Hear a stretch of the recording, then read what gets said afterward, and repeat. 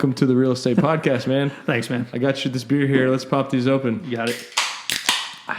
Cheers, man. Thank you for coming. Cheers. Appreciate it, man. Thanks for having me, bud. Absolutely. So you were on back in the day when it was Andrew and I, and Andrew's still very much involved, but on the marketing side. Alex is my new partner. Gotcha. And we actually grew up together. So You're around Rock Boy too? Yes, sir. Man, I'm just out of the loop over here. Everybody's from the Austin Metroplex except me. Remind me where you're from. Shiner. That's right. Yeah. Okay. I mean, that's why I'm so into beer. Yeah. Heck yeah. Yeah, man. You got me all inspired. I've seen you doing your show and enjoying some beer and having some fun with it, you know. And so that's kind of one of the things that we've been trying to evolve this podcast into. The last one was more just an interview, and this is more open conversation, a little bit of an interview as well. But appreciate having you on, man. We just like talking real estate, can get into beer as well. But we got a million things going on. You know, obviously y'all are, and we a million directions. Yeah, I see you being very active and kind of, I believe, seeing you gravitate towards a little niche. Yeah. And so just kind of wanted to jump in, and I keep telling everyone we're in Opportunity City, and it just seems to be true the more people I talk to. Oh, yeah. And so would love to hear kind of what you have going on right now, and just jump right in, man.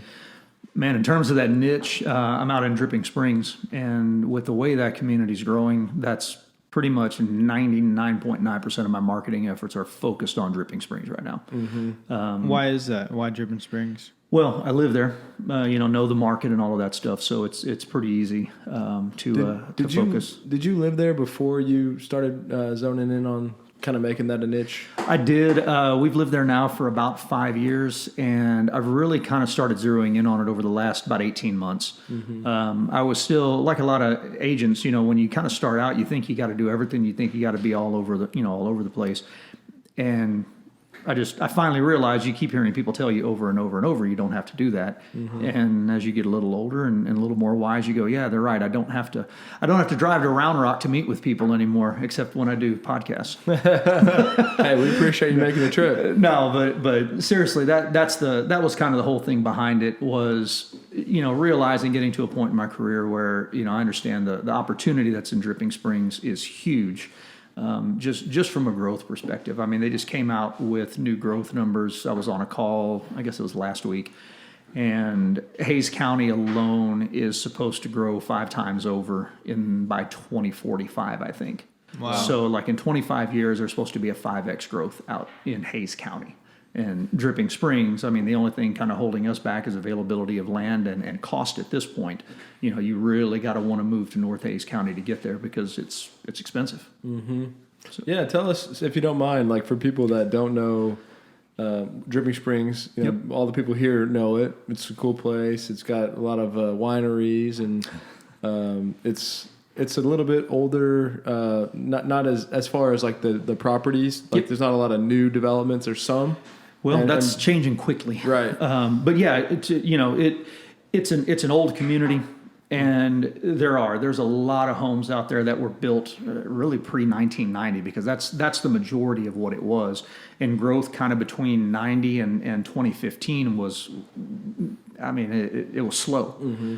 But now, I mean, Belterra was the kind of the big community out there, and it was the bell cow for a long time. And I think they're going to end up with somewhere around 3,500 or 4,000 rooftops in Belterra. But, just the ones that have opened in the last 5 years, you've got Headwaters and Calaterra and Founders Ridge, Harrison Hills. I'm going to miss a bunch of them. Arrowhead, Bunker Ranch, Butler Ranch. You've got Parton that just opened up a couple of years ago. Estates at Sawyer Ranch. There's another one I think called Sky Ridge that's coming in on 1826 and Nutty Brown, kind of on the way out to the Salt Lick. And then you've got the Anarene tract, which is it's going to be a huge multi-use development, apartments, retail, single-family homes, anything, between like $250,000 condos up to $1 million plus houses. And I think there's supposed to be 4,000 or 5,000 houses in that development too. Wow. So, I mean, if you want a new home, Dripping Springs is a great place to find a new home. Mm-hmm. And it's going to keep, Brookfield's got another one coming in, can't remember the name of it, off of Bell Springs. So, and that's just the ones that are starting probably in the next, either are under construction or starting in the next probably 12 months. And there's some that are being permitted and platted now, some additional ones that are between 500 and 1,200 rooftops. So just huge growth out there, man. I mean, this, hearing you rattle those off is pretty intense, and it confirms my opportunity city thesis. I mean, it's like all these little pockets all around Austin, and you might not really know all the fine details until you find someone like you. But it's just happening everywhere. I mean, there's people that can say the same thing about Cedar Park and Georgetown and Pflugerville. Well, and hell, now Del Valle and Cedar Creek, with the Tesla announcement and that stuff. And a lot of people don't know, but about a year before Tesla made that announcement, there's another really big company called Zoho. They're a web-based computing, and they bought, I think, 300 acres out on the east side of the airport. I happen to know one of their CEOs. So what'd they do with that? They are going through planning and permitting. They were going to start building pretty quick, but the last I talked to Raju, I think they were going to kind of hold off for a second. They've got a really interesting kind of a model for what they're doing with those campuses, I guess is what you call them. But they're not wanting to build out the entire 300 acres. Like, they want to keep things kind of sparse and natural. But what they're doing is they're opening these centers everywhere that they have, I guess, a presence around the world. So it's not like they have one giant call center somewhere that's handling everything. This is going to be a call center that handles, I think eventually it's going to handle all of the United States. But so that's going to be there.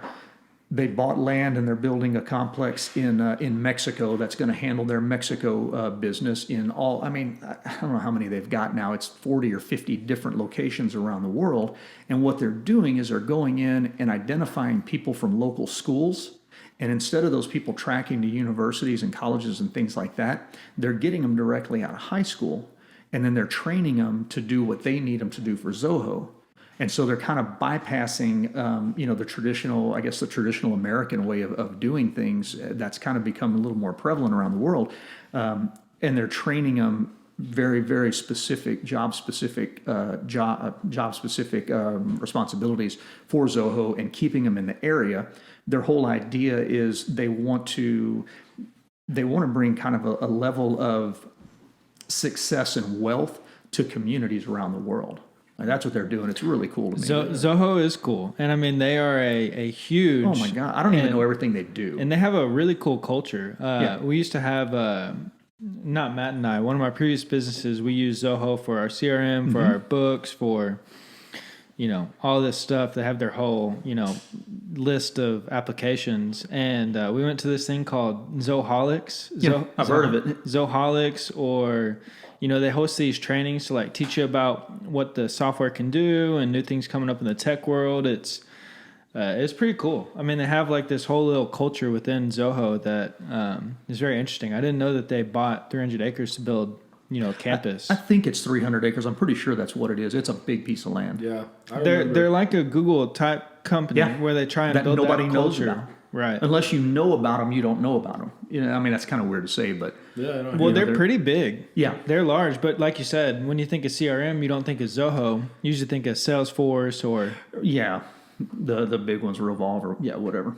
But, that's really interesting.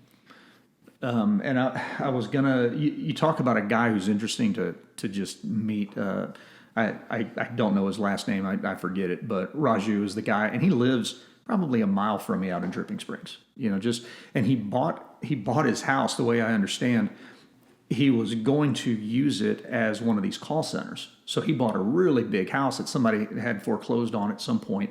And this is, 12, 15 years ago when he bought it, but it just never materialized. So they just ended up living there. But he, you talk about somebody who's got stats about where the young kind of engineering type talent is around the world. And unfortunately, it's really not in the U.S. anymore. When you talk to these global companies, the engineering talent is coming out of places like Mexico. That's a hotbed right now for engineering talent. Mexico, India. Yep, India is another huge one. So, and I think that was kind of behind their reasoning behind, deciding to go campuses locally or regionally as opposed to kind of having one giant call center, that serves the whole globe. That's cool. So you said he's the CEO or the founder? He's one of, I think the way I understand it, I think they've got multiple CEOs kind of in different areas, and I think he's over kind of like land acquisition and campus development. That's cool. He's the real estate CEO. He's the dude. Nice. Yeah. So are you developing out in Dripping Springs, or I really don't even know your background or haven't. It's boring. It's not. My background's boring. Realistically, I was doing just about everything was single family residential as a realtor, and I talk about how crazy things work because I was getting big into social media and social media advertising and video and things like that. I got a call a couple of years ago from a lady that her and her husband were moving from College Station, and they wanted to raise their kids in Dripping Springs. Okay, great. Fast forward, I find out this guy does multifamily development, and he had been in College Station. I can't remember what's the name of the complex kind of directly across from Zachary they're redoing, where it used to be the married student housing. Oh yeah, I can't remember. Yeah. Anyway, there's exactly what you're talking about. Yeah, there's a multifamily thing back over there that he built. And when we were going through the process of buying their house, he's like, "Hey, is there anything going on out here multifamily wise?" And I was like, "Well, you got the stuff at Belterra, you got the Ridge at Headwaters, but other than that, in Dripping Springs, no."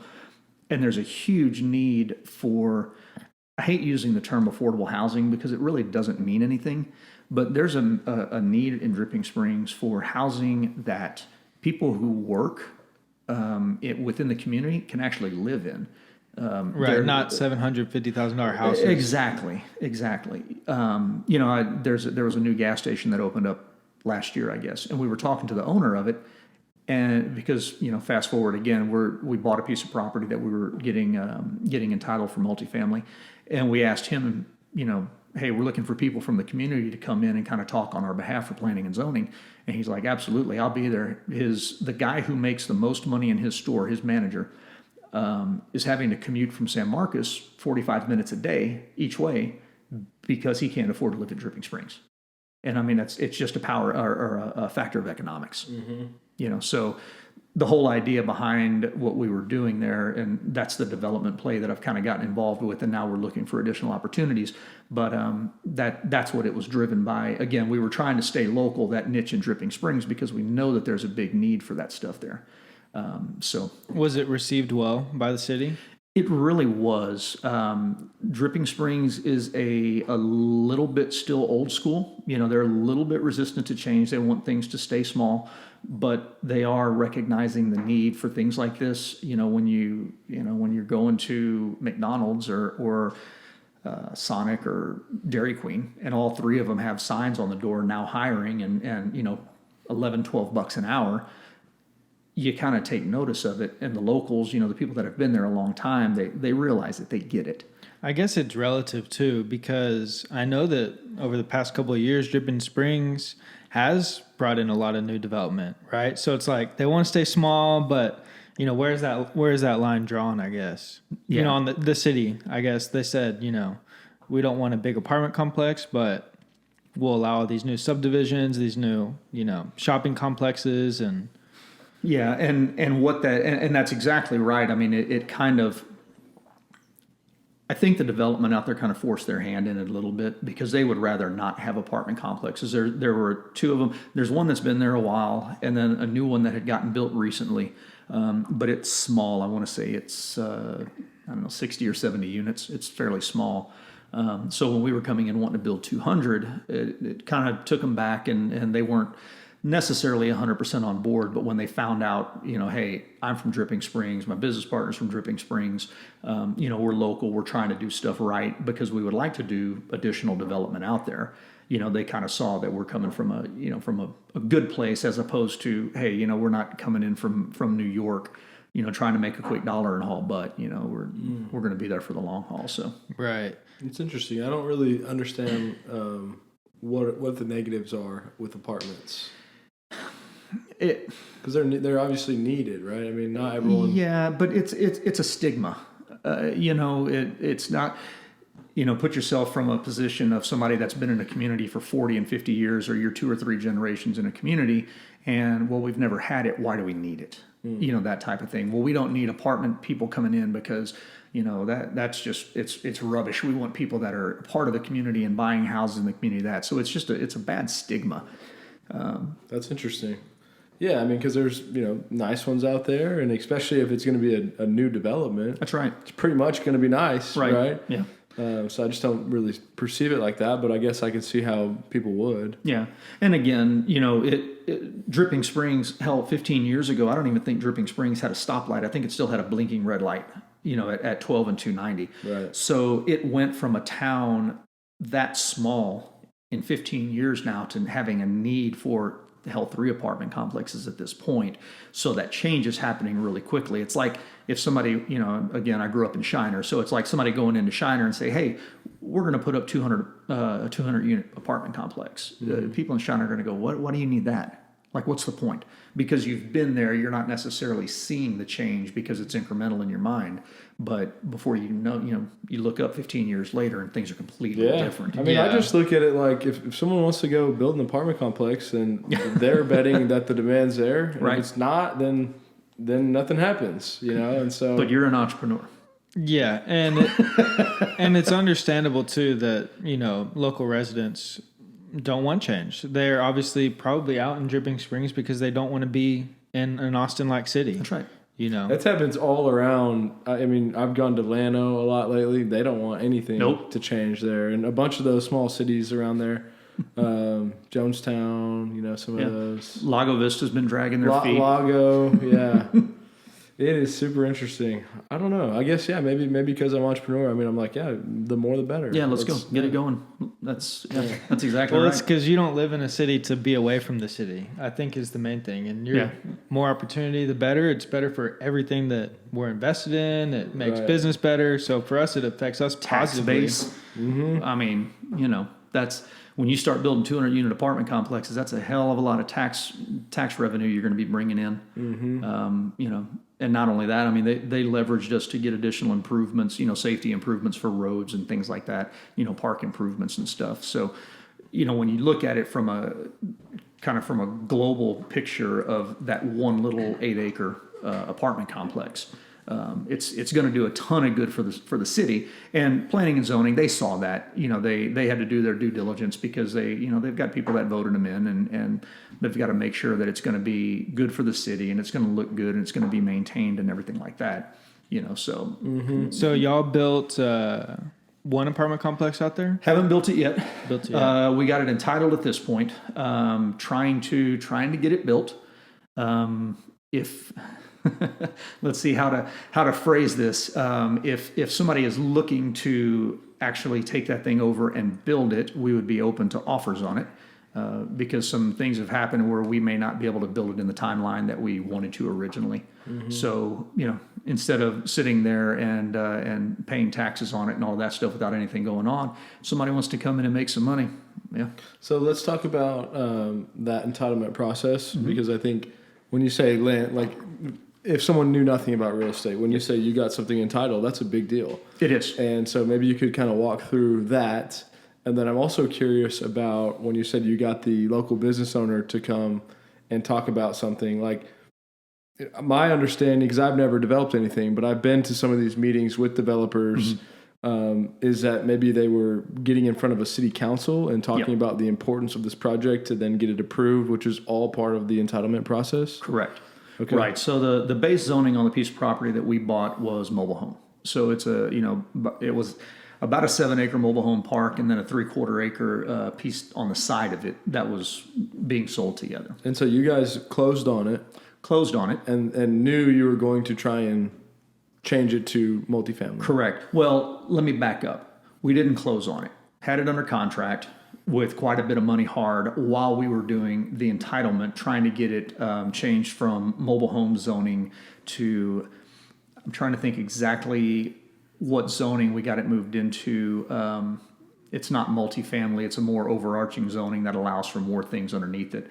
But highest and best use of the land is an apartment complex, just when you look at pro formas on it. So we knew that's what we were doing. We, told city council and planning and zoning that's what we're doing. But to allow for the potential to, within that apartment complex, to maybe do a little coffee shop as a part of it, or, some office, general retail like that within it. It's an opportunity to do that because of the zoning we did. And I want to say it's general retail, which allows for that, but would also allow for that multifamily housing. So I had it under contract, and yes, going in front of city council, planning and zoning, talking to city engineers, city architects, city lawyers, and all of that stuff. And basically it's a stop-start kind of business. I don't know. You go before the city council, and the first time, and you're like, hey, this is what we want to do. What do you want from us? So they give you a list of things, and then you get your engineers and your architects and stuff like that, and you start putting together this plan. And then once you have that plan, you go back before city council, and they, hey, we like this, we don't like this, let's change this. And then planning and zoning kind of gets involved at that point, because that's where your city engineers and architects are working. And so it's kind of a give and take process as you're going through. You're like, for that specific one, there's I believe a 45-foot max height ordinance in Dripping Springs. So we knew that there were a couple of other businesses, the main one being the Holiday Inn down in downtown Dripping Springs. They had gotten a variance for that height, so we were asking for a height variance. And anytime you're asking planning and zoning for a variance, they're going to start asking for things in return. So like I mentioned a while ago, we're putting in some improvements for, crosswalks on 290, building a road, deeding it over to the city for ingress and egress out of the property, so it's not emptying more traffic onto Ranch Road 12. It's actually coming up behind, Aggie Ring, there you go. It's actually coming up from behind HEB. So, when you start asking for variances in this process, the city, if they're going to even consider them, they're going to start asking stuff of you back. Yeah, that's cool. And I've been in the meetings in the city of Round Rock, and it was a pre-development meeting. We set it up, and then all the guys came, the city engineer, architect, everything. And I'm just thinking about a small town doing this in Round Rock, Dripping Springs, versus doing it in Austin. Oh, man. I mean, it seems like you could, talk to these people in Dripping Springs and understand up front, hey, are we going to be able to do this and work through this? Yes. Now it's a process where maybe in Austin, you're one of a number, and you're just turning something in, and maybe you get declined 8 months later when your money is hard. That's right. Is that correct? That is correct. Yeah. Yep. Big difference. Massive. Huge. Yeah. Yeah. I mean, there's three of us sitting around a table right now. Is that video going to be a part of this? Okay, so anyway, y'all kind of see what this is. And it was really similar in Dripping Springs, when you're meeting with P&Z. When you're meeting with them individually, not as a part of the, the meetings and stuff like that when there's votes being taken. But yeah, you're sitting around the table with 4, 5, 6 people, kind of talking and throwing out ideas, bouncing ideas off of people. And I can't see that happening in Austin. It's cool. It's cool to be a part of those meetings. Yeah. Because probably not anywhere right now. Well, yeah, fair. We're looking to develop on a small lot, less than a quarter acre in Taylor. And I mean, it was like pulling teeth trying to get to the right person. Really? Taylor's a different story too. Like I've gone to an eviction in Taylor. Okay. It was insane. I mean, seriously, not that I have any judgment, but this is just the reality of it. It was this judge. She had purple hair. And in Taylor? In Taylor. And guys, if y'all don't know, Taylor's a small town farming community. Yeah. If people are watching this outside of the area. So wow. But it was it was like, I've never seen that before. Yeah. And then throughout the whole process, it was like multiple people were talking, and they were talking over each other, and the judge was talking to someone else while this guy was telling a story. I'm like, what is going on around here? It's like, there's no order. It was the craziest thing. I'm like, what are we doing? And then I had to sit there and wait, and then I had to go do my eviction, and the person didn't show up, and she's like, well, you win. you know, because we had all the facts. Yeah. But it was so interesting. So I don't know. Taylor's different. I see, and I would have figured the exact opposite again for Taylor because I know the community. Mm-hmm. I would have figured it would have been, you know, by the book and it's changed. Grandpa Joe up on the bench. No, it's changed. It's changing quick Wow, too. Yeah. that's awesome. It's still got that vibe, Yeah. but yeah, I mean, it was hard. And you talked, it's still like very local people, you know, like there's about like 6 or 7 people that I had to talk to. I called one person. She was like, no, you need to call this person. I called him. He was like, oh God, is she telling you to call me? You should have called him. And finally, Tell you to call me again. Out of nowhere, I got a random call from this one lady, and this is the nicest lady. She knew all the answers. She spent, 30, 45 hours on the phone with me, and gave me everything I needed to know, told me what I could do, the land we were going to buy. She was like, oh, he tried to sell it to the city, 12 years ago. We're spending money on this. We're not, Mm-hmm. And so it was really interesting. And that's what I would expect, a little bit more. And again, it's the same. I know Hayes County is real similar, especially Central Appraisal District. Now it's changing a little bit because it's growing so fast. But, when you can actually call and get somebody on the phone as opposed to, call somebody at City of Austin. Well, I've got her cell phone now. Anytime we need something in Taylor, I got her cell phone. I forget I saved her name as like Taylor, help in my cell phone. And she'll pick up, she'll text you, she'll call you back, she'll give you all the answers. Oh, that's awesome. Wow. Taylor connection, man. So with what you got going on, some of that multifamily stuff, are you gravitating in that direction more and more, or was that just an opportunity? You'll keep exploring that and you'll keep doing the single family buyers and sellers. Like, how do you envision, or do you even plan out things as far as where you're going? I do.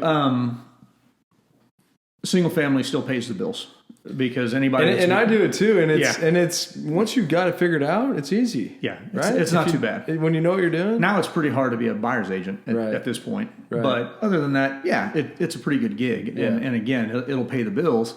But once you kind of get a peek behind the curtain on that development side, and realize, hell, let's be honest, when you realize what those numbers look like, when you're doing projects like that, now your focus kind of shifts to, hey, I know I got to keep the single family stuff going, but all right, I know that if I do 10 more deals like this in the next 5 years, I'm setting myself up for an early retirement, basically. Right. So it's the way to do it. I talk about it. I actually did a presentation last weekend, and I was talking about building like a moat or something steady.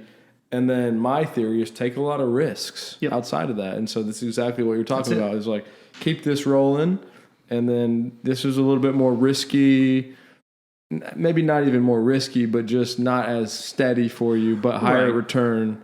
Yeah. And just keep that going until you can probably transition into that full time, maybe. Right, exactly. And that's the thing, at this point, I'm not ingrained, nor am I practiced enough to go out and just, hey, I'm a developer at this point, But, if you hit 1 a year, 2 a year, hell, even 2 every other year, something like that, that starts to gain momentum. I mean, it's just like when I started back in real estate. Your first deal, you're like, oh, I did a deal, and oh shit, where's my next one coming? Can I cuss on this? Oh yeah. Okay. All right. I figure we're drinking beer, so I'm gonna grab another one. Do you need one? Yeah. Sure. All right, let's go. But yeah, you're like, oh shit, where's my next one coming from? And you got to kind of like, Matt, like you said, you just kind of keep it rolling and oh wait. You're going to give me the IPA? You want that one or you want this? My man, no. You got it. I'm all on that. But yeah, then you do a couple, and then when people start recognizing, and again, it's just like single family, people start recognizing what you're doing, and opportunities start opening up. Like when you guys did your first flip, everybody's probably going, Tree Homes, what the hell? Right. And then you do 2, you do 5, you do 10, everybody's going, hey, Matt, I got a deal for you. Right. So it's that same thing. Yeah, and it's funny, man. Like if I ever built something, I would say I was a developer As soon as I finish that project, I'm a developer. As soon as you break ground. Yeah, I am a developer. Let me rephrase. In here, I'll say, not really a developer yet. If I'm talking to somebody, yeah, let's go. Yeah. And it's not like, there's no line about it. It's real. Like, if you're actually doing it and committed to it, that's the path you're going on. Exactly. You got to start talking about it. Yeah. So developing a project like that involves a ton of work. Oh man. I'm gonna pause there, guys. I want to be very, very obvious on this. I was the realtor and met a guy who knew exactly what the hell he was doing. So I had somebody that was helping walk me through this. Mm-hmm. And if you don't, I can't even imagine taking that kind of risk without somebody who hasn't done it before. Right. So anyway, I don't want to make it seem like, hey, I was the brains behind this thing, man. I was learning. Well, and I hear you, and I'm gonna let you ask your question, but just a side note, like, I did an internship at a development company called Kemp, and they're kind of a little unknown, but they do a lot.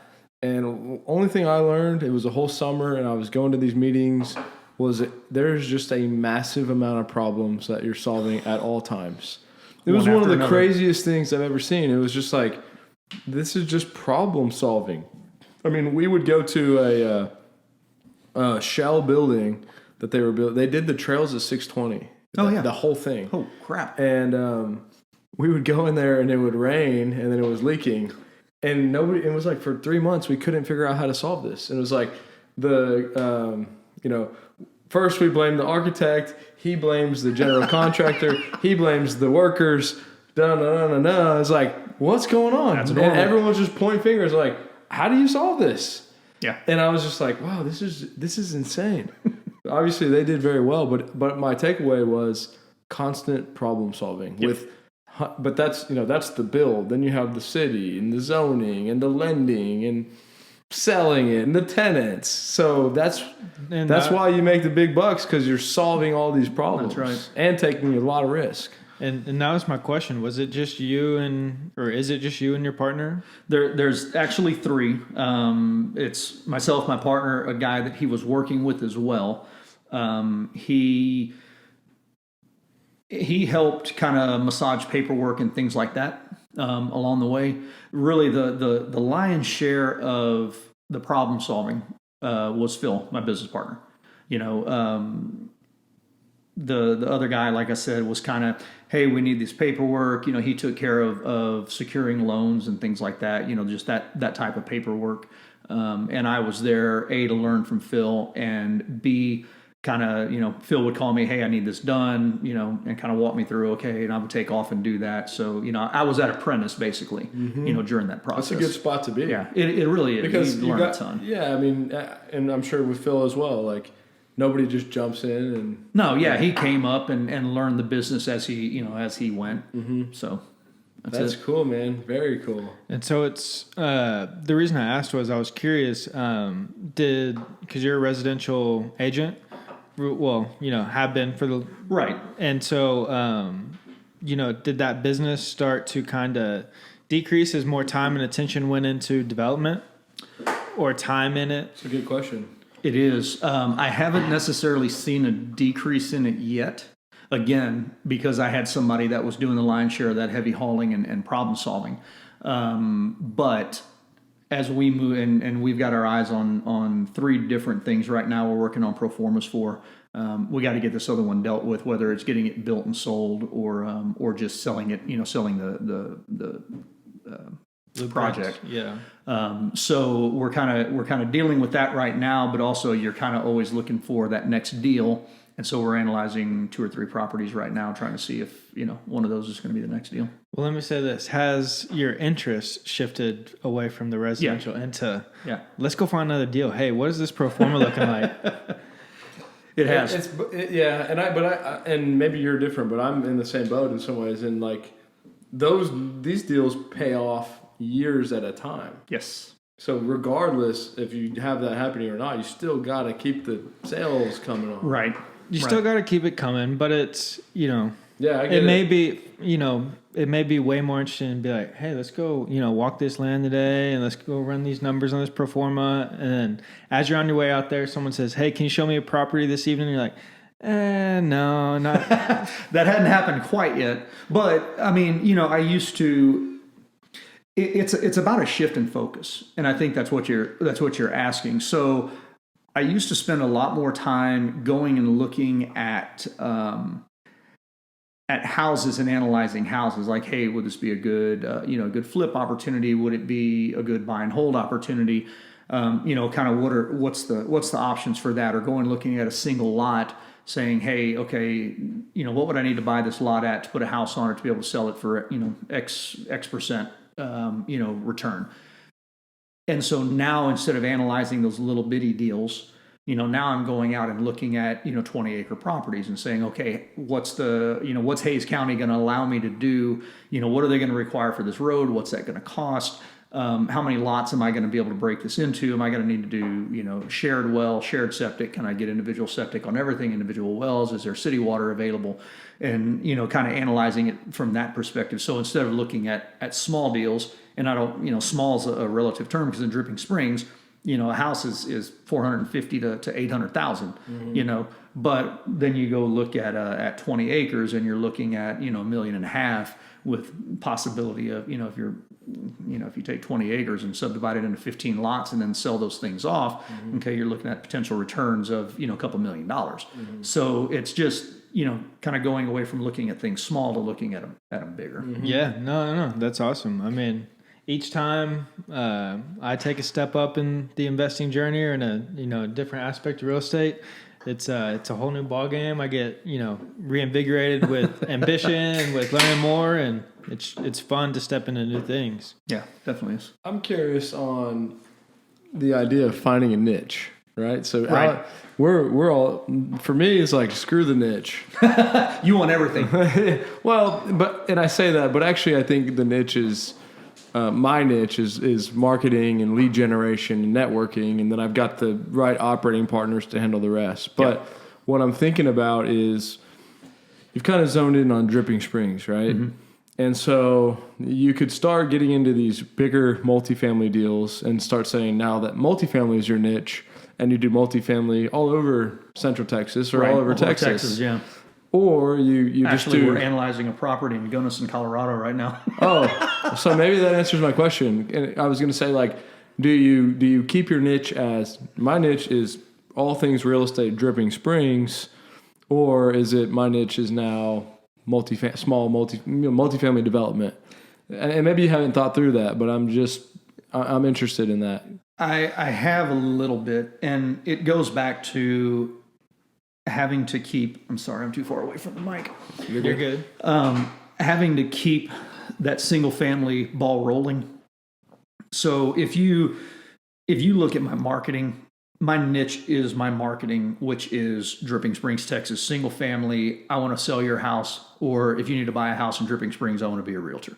That is my niche. The multifamily I could see taking over, but what a lot of people I don't think really consider is that when you start with a niche, call it Dripping Springs single family, when you perfect that and that thing becomes a habit, now you can go start a second niche. And once you perfect both of those and they start rolling, now you can start a third niche. A lot of people say they don't want to zero in and limit themselves to a niche, but I kind of see it from the other perspective of, I want this niche and I want to crush this niche, and I want this thing to just be on autopilot, so that then either I can automate it, put somebody else on it, and it's just a well-oiled machine and goes, or I don't have to worry about it, but I can still maintain it, and now I'm focusing somewhere else on learning everything I can and starting that second niche. That's a great way to put it, because I think when people say find your niche, nobody ever talks about become a master at your niche and then go start a new one. That's right. That's simple. Genius, because like I don't want to. That's why I've always said screw the niche, is because I don't want to be in this little one spot forever. Right. I'm too entrepreneurial. Yeah. But putting it that way sounds amazing, and I agree with it. How long? So again, and I know this part about you most because of y'all social media posts. So y'all were doing the flips, and so I still remember the first video. And then it's like, okay, I saw a couple more that y'all did, and then it was like 3 more. But how long did y'all take before you were really, really good at finding properties, flipping them, and selling them? Mm-hmm. I mean, did it take you 18 months? Yeah, at least. Yeah. And so is that business still going in the side? It is. But now you're looking at other stuff. Right. So I would say that you started on a niche. Yeah.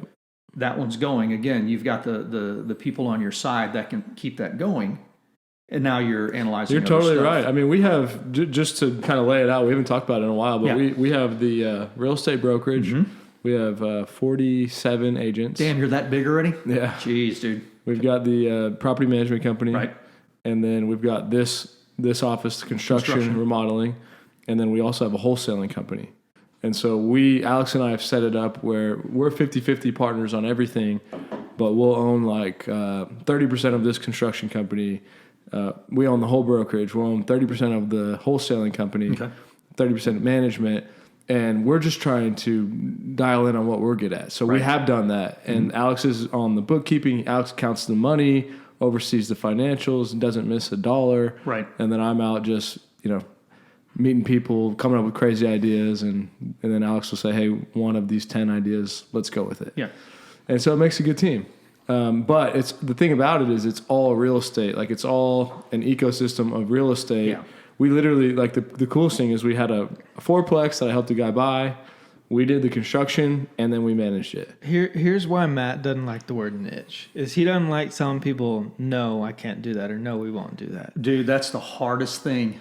Yeah, I'm not good. I am not good at no, and I know that it's important, and it's something that because we look at. I mean, even from the investing side of things, we'll get a property under contract and not solely for flipping it. Right. We may wholesale, we may flip it, we may, buy it Could as be a a long-term long hold. rental. We may tear it down, maybe we develop it. And so instead of just looking at it as, I think that's what you're trying to say, is like, we don't have to pass. We don't have to pass the deal. We can. Right. We can You manage want to do it. We anything can on sell it. Yeah.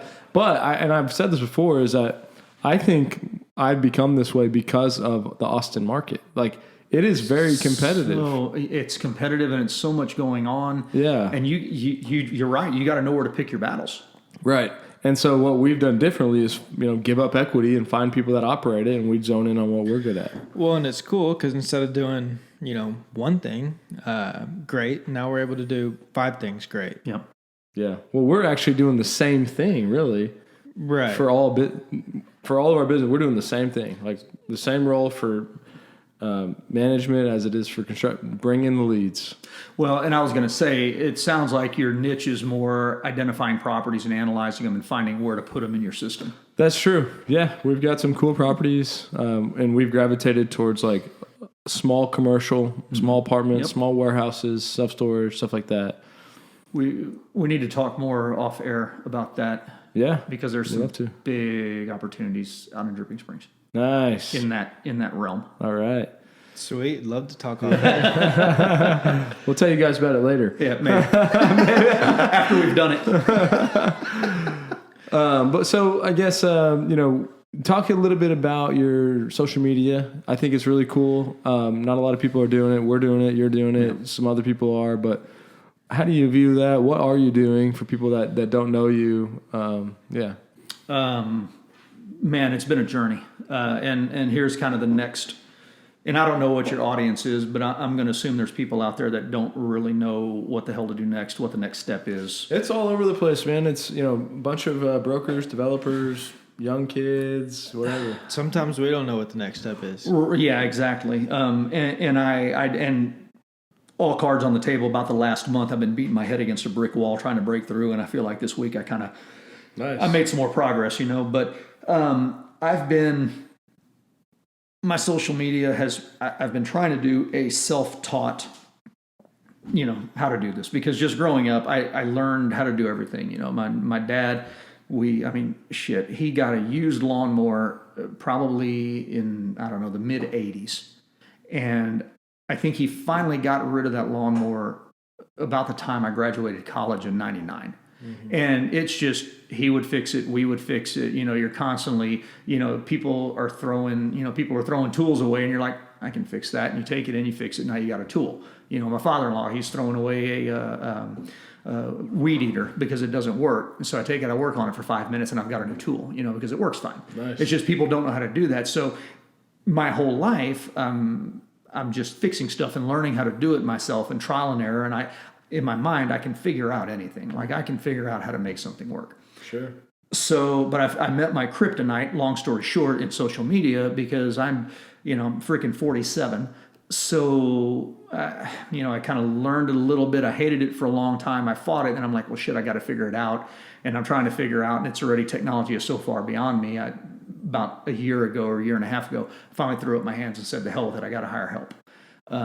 And so I got into a coaching program that did two things. Basically, it taught me how to correctly leverage my personal, my personal pages on Facebook. You know, in my mind, everything was always, it's my personal page. I'm not going to use it for business. But I learned that with Facebook, if you work it right, your personal page can actually be your best ally. And you can get a crap ton of business off of it. You just got to know how to leverage it.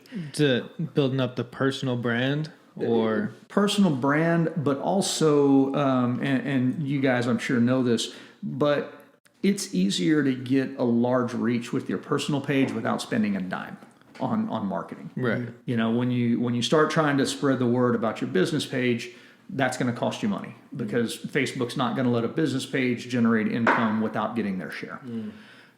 So the first part of it was learning how to leverage that personal page. And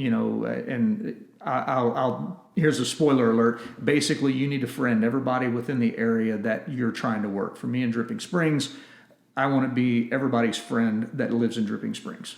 Because the more of those people that see my posts about real estate, about whatever I'm doing, it's top of mind. It's the old school sending out the monthly mailers and all of that stuff. You know, you want people to remember that you're in real estate in an area, and if they're not seeing it from other people, you're going to be the only person that is doing real estate in that area. Mm-hmm. So that was the first part of it. And then the second part that I got into was actually learning how to run your business page, how to run ad campaigns using ClickFunnels, and really leveraging that within Facebook. Basically running the ads, how to run them, how often to run them, how long to run them, how much money to put behind them, and all this other stuff. And then to take those results, turn around and be able to put it out on your personal side or to people that you're pixeling or whatever, and show them, hey, look, this is what I'm doing on my personal page. I mean, on my business page. I mean, I can tell people right now, hey, I've got an average of about 8,000 minutes viewed a week on my personal page, which is, I don't know, somewhere in the neighborhood of 120 hours a week of video actually viewed on my page. Do you? That's great. Yeah, it ain't free. Yeah. But you go in front of a seller. So I'm going to go into a listing presentation, mm-hmm. and actually I just finished a listing presentation video that's for this exact reason. But you go in front of a seller and you're like, hey, I actually know how to use social media. Everybody says that they use social media, but they're going to post it on their Facebook page, they're going to post it on Instagram, Twitter, whatever. But can anybody else put your house in front of 50,000 people in a week and a half? Mm-hmm. Gotcha. So that's your sales pitch is, hey, look, that's it. Here's my stats. Here's what I can do with your listing. That's it. Here's put your how money I'm where going your to get mouth sold. is. Yeah. Yeah. I mean, hey, I'm a good old boy. You see all these videos of me drinking beer and talking about, the local stuff, which is really, really important to me. Local businesses in Dripping Springs, I try to get the word out as much as possible. But at the end of the day, when I sit down with somebody, they know me from that stuff. But then when I can tell them, and well, not tell them, when I can show them, hey, look, this is what I do for my listings, and this is the amount of traffic that I get, and this is why, this year I had 2 listings that didn't go multiple offers. Mm-hmm. And the market's good in Dripping Springs. It's not quite as good as Austin. So there were stuff that wouldn't go in multiple offers. But when I can say, hey, I only had 2 of them that didn't go multiple offers, one of them didn't because my seller said, no, I want that deal, and took it off the market after about 8 hours, and the other one was a $1.3 million listing, mm-hmm. that kind of opens people's eyes. So that's the... So what was your kryptonite? You said that you just kind of came over this week. The hitting my head into a wall. Man, I still cannot let other people do everything for me. Yeah. So I still want to hold on tight, and I want to edit these videos. I want to be the person behind that. And this week it was finally like, screw it. This is going to cost me $1,000. I don't give a damn. Here, take it. Do this. And Probably going to be a freeing feeling. Oh, it is. I'm in the process too of trying to find somebody to be basically an assistant. Yeah. And my biggest challenge is I'm really good at like accomplishing something and telling somebody what else we need to accomplish, and us three have a goal and we all go do it and make it happen, but not telling you what to do for 10 hours a day. Yeah. Or 6, 8, whatever it is, 6 hours. I don't give know, somebody a task. I and don't trust know them. how to. Well, I'm good at giving them a task and trusting them. Oh, okay. But I'm not good at creating a system for them to follow. Oh, and yeah, I see what you're overseeing saying. that. Yeah. Okay. So, but there's multiple struggles there. Because I think you have to just come to the realization that nobody is ever going to be able to do it like you would do it. That's a fact. Yeah. To your, But they may do it better. Exactly. That's right. That's a good way to put it. But it'll, if you're anything like me, it'll bother you because you'd be like, well, why didn't you do this first? Or why didn't you do it this way? Because in our minds, it works our way. Yeah. It produces the results, or we wouldn't do it. And then it's hard teaching somebody to do it too. It is. Do you think it's rare to see people that are on social media that are doing content like you are, like we are, that are actually doing work at the same time? I honestly don't know. The people that I know that are really doing a good job on social media are crushing it in their jobs. Right. One of the local realtors that I watch a lot of his stuff, and it actually made me feel good because I saw he I love this word, by the way, on Facebook. He emoted on one of my videos. That's what is that? Put a bunch of emojis? Well, just one emoji, like whether you thumbs up or heart or whatever. That's called emoting. And anyway, I crack up every time I say that. So anyway, Jeremy Knight. Jeremy Knight absolutely crushes it on social media as a realtor. Go look him up on YouTube. Holy crap, he does great stuff. Nice. And he's doing a hell of a lot of business because of it. He's in Dripping Springs? No, he's in South Austin. Oh, okay. Yeah. Jeremy Or Knight. Southwest Austin. I'll have to have him on the podcast. You need to call him. Yeah. Yeah. What I do on social media, he makes it look like child's play. So with social media, I've heard you mention Facebook, but to do anything with Instagram, Snapchat, LinkedIn, YouTube? Let me see. Snapchat? No. I'm too damn old for Snapchat. And don't even bring up TikTok with me. I'm not even going to talk TikTok. I forgot about TikTok. LinkedIn, I used to do more. I'm starting to do a little bit more now, but it's more of the evergreen video content that I'm producing, trying to get it out on LinkedIn and in front of a little bit different clientele than what's on Facebook. Because, I don't know if y'all know, but you know that the clientele's different on your social medias. Right. Instagram, I use IGTV more than anything. But again, it's because of that video content. Nice. What do you say would be your biggest challenges with everything that you have going on? You're focused on Dripping Springs, like anything that is a big challenge, or do you kind of feel like you understand what it is and you just got to go do it? That's probably the biggest challenge, is understanding what it is and going to do it. Like you, I'm kind of, one thing I struggle with is getting a system in place. Once I get a system in place, I'm good. Like I've got this. I know what I'm doing today. Let's go. Bam. I'll get it knocked out. But actually sitting down, putting the thought process or the amount of thought into it, getting it done, repeating it, changing it, repeating it, changing it, and kind of fine tuning it along the way and to where I can put another process into my business. That's a struggle. Right. Yeah. I hear you on that completely. Do you have? That might be your strong suit, something like that, like just having a standardized system. I don't like putting systems in place. I like systems, and I have my systems, but to teach somebody else the system is something I don't like to do. I'm the worst. Like when people say systems and procedures, I'm like, what are they? I don't even know what that means. I literally don't know what that means. It's like I think I should probably do that, but everybody creates systems, right? Like you have a system for your networking. He has a system for what he does. I do for what I do. But where I struggle is just like you're talking about. It's it's hard for me to put down in my brain my system onto paper and teach somebody else to do it. Right. And I That's hate doing the next it. level I think you got to get to. Well, dude, and like with construction, Sam is doing an amazing job right now. Yeah, Sam's and great. I really respect what he's doing because it is hard to do that. It is. It's very hard. Yeah. I'm from the mentality, you probably are too, and I heard this quote recently, sales cures all. Yes, it does. And I loved it. I was like, just need more sales. That's right. Just need more Screw sales. the system. We need more sales. I know that's not 100% right. Well, that's a system. Sales is a system. That's true. Yeah. Yeah. How do you go about getting there? Right. And I think that's the key, because you can do, and I second guess myself all the time. I've got an agent that actually just started working under me. She's a new agent, and I have my entire career since I started real estate. It's not that long, 9 years ago. But anyway, when I started real estate, it was beat into my head that I am not going to buy leads. I'm not going to buy leads. I'm going to hunt. I'm going to kill. And that's how I grew up. I'm going to hunt. I'm going to kill. I'm going to eat. And I brought this other agent on, and I was kind of like, damn, like I don't have enough to push to her. And she was in a different area, so it didn't make a lot of sense. So I'm going, okay, so let's figure something out. I'll go ahead and buy some Zillow leads or, homes.com, whatever the heck it is. And so I started doing that.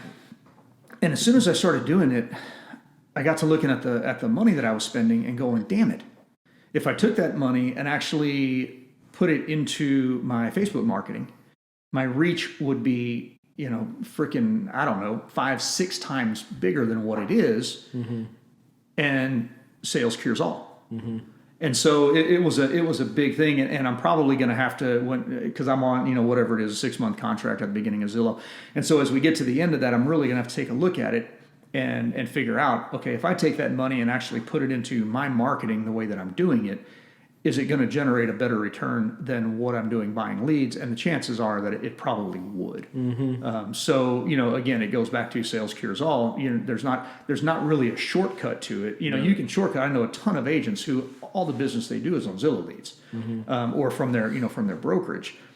But I don't know, man. It's not a place you want to be, I don't think. I don't think so. Because when it goes away, what happens? Right. And we had a girl just come over, Erin, and that's all. She was getting all of her own leads, and this is the first year that she's got all of her own leads. And she's like so happy about it. Yeah. It's really cool, and she should be, because she's not relying on us. That's right. She could go to any brokerage at this point. Start her own brokerage. Yeah. Right. Again, it goes back to the founding of the country. It's a kind of a pioneer mentality. I'm gonna take care of myself. I'm gonna take care of my family. I'm not gonna wait for Zillow or for my brokerage to hand me another lead. Mm-hmm. Some people can't get there, but I think that it's good that you were taught that as a new agent, and we really try and teach our new agents that as well. It's hard because I think that if you don't get that instilled into you, like you're talking about, you do rely on those leads, and then like it stops. That's right. Yeah. And what happens when it stops? And then you're kind of left there like... Trust me, Zillow, they're changing. Yeah, when I first started I was either 17 or 18, Zillow was something that I did. Mm-hmm. And I remember I spent like $6,000 for 6 months. And I closed like 4 deals. So It was totally worth it. Yeah. And then like 7 years later, it was like, now it's $18,000. I was like, damn, I paid it, right? Right. And then I made like $26,000. I was like, I barely paid it off. Right. And it's just gotten competitive. Yeah. It's gotten competitive. And again, their model's changing. I don't care what anybody tells you. Zillow wants to be a brokerage. They're going to bring on agents under them, and they're going to do it in all the big markets, which if you don't know, Austin's a big market. Yeah. So we're going to have Zillow agents here before long. Yeah, and they're going to be. Are they already buying houses? I'm pretty sure. Yeah, they're already buying houses. Zillow's got an iBuyer program. Yep. Yeah. So, because I've heard a lot about that recently and read a lot about it on Facebook. Do you foresee that as a big fear of Zillow coming in and taking over? I don't think they're going to take over. I mean, I'm trying to think back. Just there's always a fear of agents that there's just a fear of change. That's human nature, because when when Rex came in, well, Rex is just going to take over the world in real estate. No, they didn't. You know, who are the other ones? The iBuyer stuff. I can't Open Door, Redfin. Everybody, Redfin. Everybody's terrified of Redfin, and that's fine. You know, you've got to realize, first of all, unless it's something that you want to do, like a single person in Austin, Texas, an agent doesn't need to do 100 deals a year. They don't have to do 100 deals a year to survive unless they're paying some stupid amount of money to their brokerage. And if they are, they need to go talk to you guys, you know, and switch brokerages. You don't need to do that. You know, in Austin, if an average person is doing 25 deals a year, well, shit, guess what? In Austin, Texas, what's the price of entry right now? $300,000? That's $9,000 a deal. Right. That's $200,000 a year. Right. That's damn good money. So that's the first thing, is you've got to realize that you don't have to do every deal. And this goes back to that niche. You don't have to, if you live in Georgetown, you don't have to drive to New Braunfels to do a deal. You know, you can let that deal go. You can refer it out. Right. You know, I hear you, and I think we all, I know we all agree on this. It's like, who cares? Yeah. They're coming. What am I going to do about it? The only I'm thing, going to sit here and complain. That's right. Or I'm going to just go get better and get more creative, because you're not stopping Zillow from doing whatever they want to do. So who gives a fuck? the only thing I think about when I hear about Zillow starting a brokerage and iBuyer is, damn it, why didn't I get to that first? Yeah, exactly. Why didn't I do it first? That's right. That's Right. exactly right. I think, like, how do we start wholesaling them deals? How do we find opportunity? Yeah, find out your of niche this? underneath them to feed Let's them sell, deals. yeah, exactly. Let's sell them deals that hit their criteria. We'll make right. all the spread. Yeah. And I think maybe that's the difference between hunters and people who don't know Gatherers. how to hunt. Is I think because I have heard a like overwhelming fear of that from the real estate community is Zillow this, Zillow that, Zillow's doing this, Zillow's doing that. They won't let me, Right. post my, rental listings, and it's like, I mean, shit. But the stats, the stats speak for itself. If you've got 100 people in your sphere, and this goes back to where do you spend your money. You know, I was talking a while ago about buying the Zillow leads and now kind of regretting it. But if you've got 100 people in your sphere, and this is for an agent, obviously not for you guys, but you just love on those people year round. I think the stat is the average person knows 2 people every year that are going to do a real estate deal. That's 200 real estate deals a year. I mean, shit, just go love on your people. Who gives a damn what Zillow's doing? It doesn't matter. Zillow's not going to break into your sphere and start stealing people from you.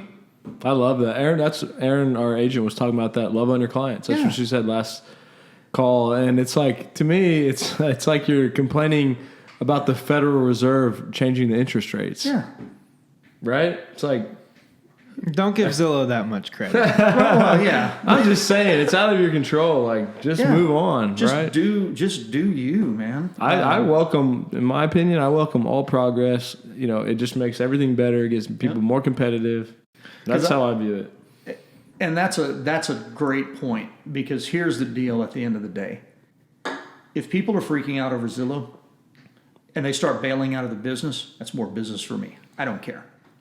I mean, what's the stat? Most agents close less than $35,000 gross commission every year. Okay, great. You can be a part-time agent. I don't care. You're not putting a dent in my business. You know, most agents make it less than 4 years, I think, or less than 3 years, whatever the heck it is.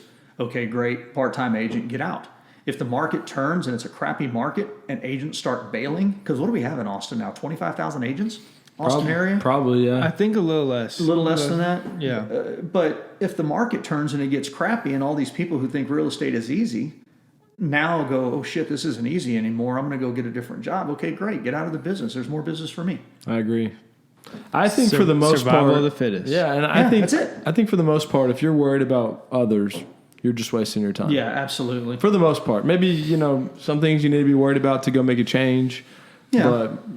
But small. For the most part, like, just go do it. Get after it. Again, for the average person, if you do 25 deals a year in Austin, Texas, and you're not paying some stupid referral fees or whatever, you're going to make $200,000 a year, and you can survive anywhere in the world on $200,000. Well, maybe not New York City. I don't know. I've never lived there, or San Francisco. Yeah. But again, $200,000 a year for a single person is a pretty damn good paycheck. 100%. Well, what would you say for entrepreneurs, business people, What would you say is like some good advice, general advice? Do you have anything like that? Go for it. Yeah. Get after it. The bad thing is, and a little bit more on my history, I said it's boring a while ago, but you know this, Alex, you probably don't. I started out as a football coach and a teacher, and I got out of that after 12 years in that line of work. At that point, I was, 37 years old. And so one of my biggest shortcomings as a realtor is I haven't taken advantage of deals when I saw them because I was worried. Because my mindset was, I'm a teacher, I make a teacher salary, and I've got to save the crap out of my money, and any wrong move is going to put the future in jeopardy. And that's kind of been one of the shortcomings that I've had. So over the last 9 years, I've had to adjust that. Because 9 years ago, if I had met Phil and he wanted me to invest, or because Phil didn't even ask me, I was telling him I want in on this because I could see it. If it had happened 9 years ago, I wouldn't have done it. And so I probably would have helped him find property. I wouldn't have invested. I wouldn't have got the return that I'm getting on that money, and all of that stuff changes. So the biggest thing to me as an entrepreneur is freaking go do it. Right. Just do it, man. I think that is the most important thing. Yeah, that's literally I agree. And I'm sure there's people that get paid a shitload of money to stand in front of auditoriums, doing entrepreneur seminars and say, hey, just go do it. But just go do it. It's exactly like your current scenario. Like you didn't know a whole lot about development or what it was going to look like. You consider yourself being an apprentice in this scenario, and that's what it's all about. Dive in, learn how to swim. You don't have to. You're not find people you can trust to teach you.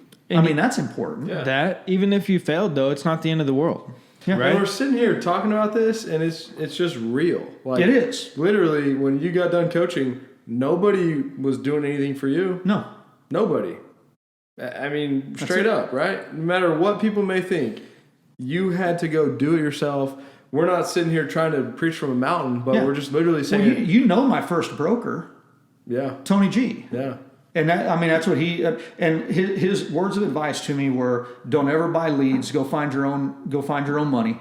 And the second one is you can make a good living as a realtor, but it's buying and selling the investments you come across along the way that are actually going to retire you. Yeah. And so what's he doing now? He's buying apartment complexes, putting together REITs for apartment complexes. Right. He put his money where his mouth is. Yeah. And that's exactly the thing. Nobody's going to do it for you. Go do it. I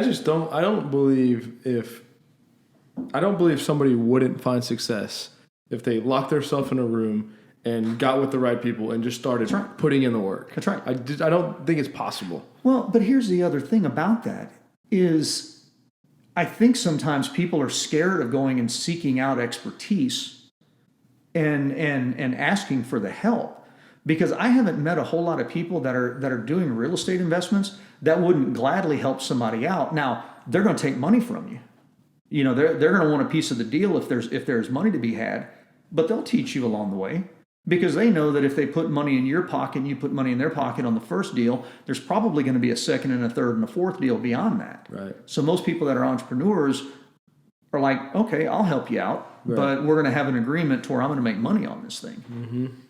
It's not a huge deal anyways. It's just like, being a realtor. Yep. Like you're not going to sell every single house in Austin, Texas. We're not going to buy every single deal that comes on the market. It's just not possible. And so, happy to help out. Happy to, That's right. It's not a huge deal. And I think you just got to do it.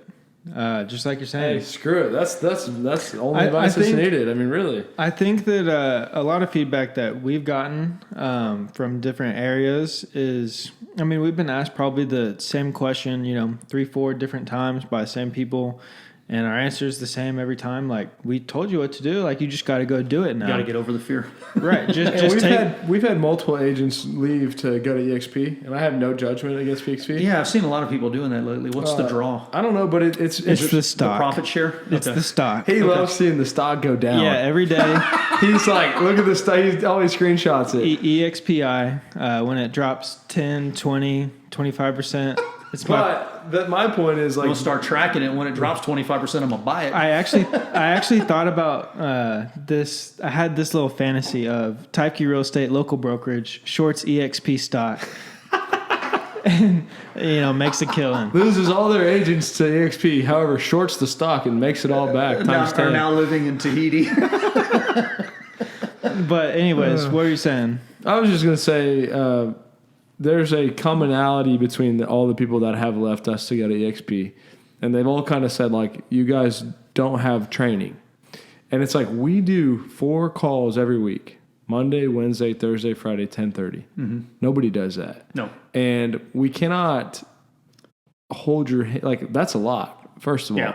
But if someone switches brokerage and says we don't do training, but they've never called me or Alex and asked for, like, how do I do this?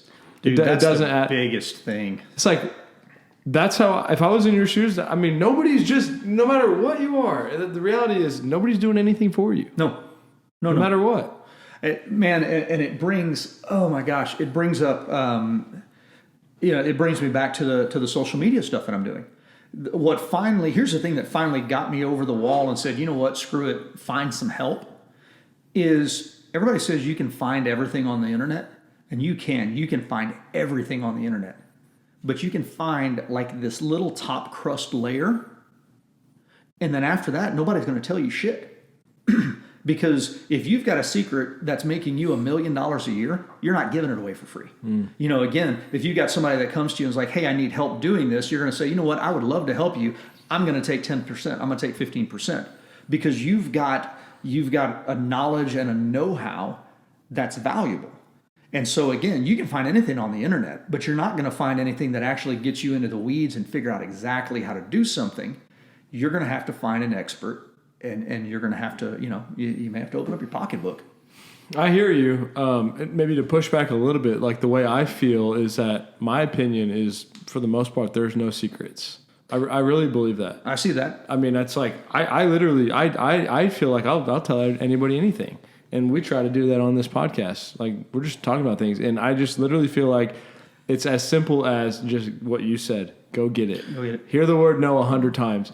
You're gonna figure out little intricacies. Maybe yes, people keep certain things close to the vest, but for the most part, if you just go put in the work, and if you, I mean, as simple as like if you talk to 10 property owners every day, you're going to get deals done. Yep. If you hear the word no 20 times a day, you're going to get deals done. But very few people do that. They won't do it. It's not a lack of knowledge out there.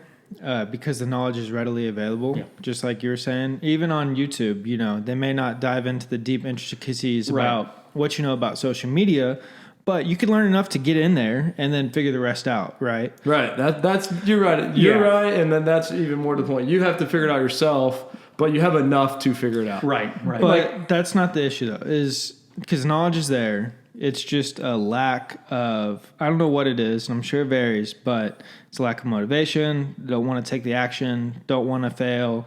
And then, so there's whatever that mindset is. And then there's our mindset where we don't think about it. You just do it. That's the only option. You have to just go do it, go figure it out. The risk of missing out on the opportunity is greater than the risk of failing at the opportunity. That's a good one. That's a good one. That's deep. The biggest thing I see, that is deep. I heard it from Jordan Peterson. Nice. I like him. Yeah, he's cool. That's great, man. Well, I know we all got things to do, man. Appreciate everything. Absolutely. Is there any other final things that you want to say, or ways that people can get a hold of you? I'm all over social media. Dripping Springs Home Team. Mm-hmm. Dripping Springs Home Team. And it doesn't matter unless it's TikTok or Snapchat. I'm not on those. But the adult, not the adult, the aging adult versions of social media I'm on. So yeah. Are you on YouTube as well? Oh yeah, I've got I think I went over 200 videos on YouTube last week. Nice. So now they're not all good, but they all have information. So again, if you're willing to look, you can find the information. Yeah, good, man. Well, it's been cool to see you gravitate and grow your career and zone in on Dripping Springs. I literally, when I think of Dripping Springs, I think of your name. Beautiful. And I'm pretty sure I even sent people your way. Yes, you have. Thank you very much. Yeah. And so, man, appreciate your time. Thanks for having some beers with us. Thanks for the beer. Let's go talk about those commercial deals in Dripping Springs. I got 2 for you. Let's go. Let's go. All right. Thanks, guys. Appreciate y'all tuning in.